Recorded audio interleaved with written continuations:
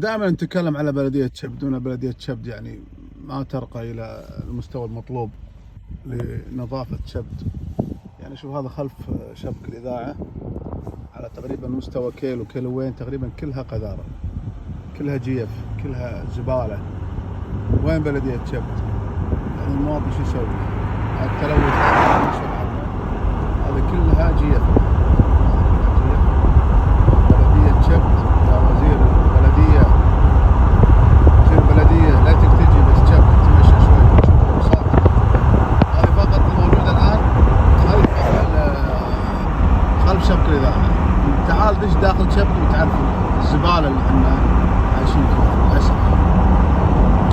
شوف الحين قاعد امشي صار لي كم دقيقة على امتداد كيلو تقريبا. هذا الزبالة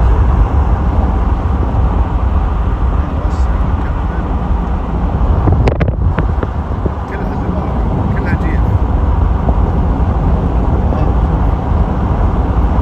شوف يا وزير البلدية، بلدية شبد، بلدية شبد اللي ما عدنا نفتح ملفها مع المحلات ومع الامور اللي قاعد تصير، اللي لو فتحت يروح فيها يعني اشكال والوان الناس.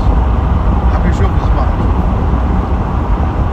شوف الجيف، شوف حتى ما هم مستقصرين يحطون حاويات زبالة. ليش؟ لان يدرون الوضع يعني فلتان. شوف هالعمر هذا كله 6 كيلو او 4 كيلو حاطين حاوية واحدة هني صغيرونه. شوف الزبالة، شوف يا وزير البلدية، متع ناظريك. شوف كمية الزبالة الموجودة. وين الآليات؟ وين المناقصات اللي قاعد تدفع فيها الملايين؟ روح شوف الآليات واقفة نظيفة ما فيها شيء، ما عمرها تحركت. من مناقصة نفس الآلية موجودة ما تتحرك.